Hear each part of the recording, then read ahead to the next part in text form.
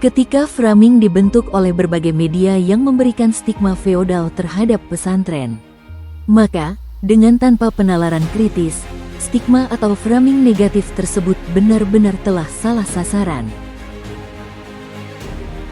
Tentu, sangat disayangkan jika stigma negatif tersebut kemudian tidak dipahami secara dialogis dan hanya dijadikan alat untuk propaganda dan menjustifikasi secara sepihak.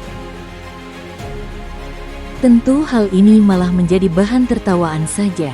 Apa itu feodal, jemblem-ta, makanan ketela yang ada gula merahnya itu? Dari aspek sejarah kata feodalisme berasal dari bahasa Inggris dan Belanda, feudalism.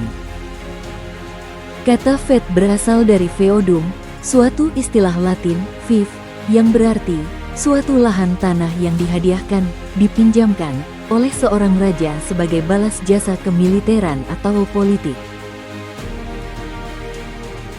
Sejarah feodal tentu tidak bisa terlepas dari sejarah Kekaisaran Perancis, sehingga muncul pengertian sebagai cara pemberian hadiah tanah kepada kaum bangsawan pada zaman dahulu, atau susunan masyarakat yang dikuasai oleh kaum bangsawan.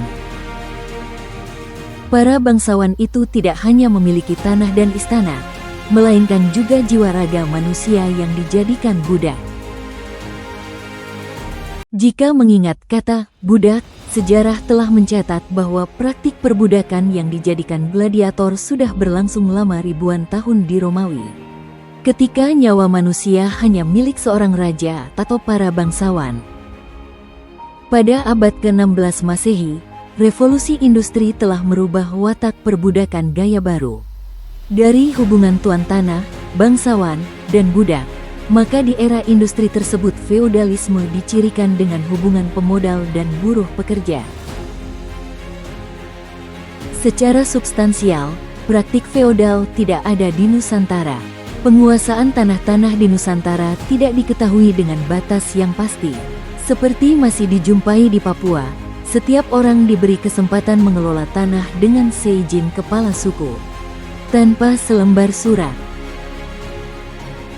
Pada masa kerajaan dan kesultanan di Nusantara pun tidak dikenal praktik-praktik jual beli budak. Feodalisme dibawa oleh bangsa Eropa ke Nusantara. Ketika praktik jual beli budak berlangsung masif, VOC, perusahaan kongsi dagang Belanda, adalah perusahaan yang melakukan bisnis perbudakan terbesar di dunia. Setelah revolusi industri, Kaisar Perancis, Napoleon Bonaparte, mengirim utusannya, William Deandles, untuk mempraktikkan feodalisme lebih masif. Di perkebunan, pertanian, dan industri pabrik, praktik perbudakan berlangsung. Rasulullah adalah manusia agung yang membebaskan praktik perbudakan di dunia.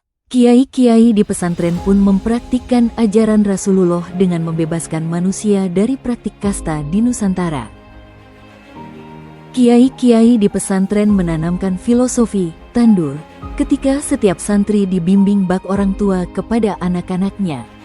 Dengan telaten, memupuk, mendewasakan, melatih menjadi pemimpin, imam, dan mandiri bak pohon pisang yang bisa tumbuh besar ketika jauh dari induknya.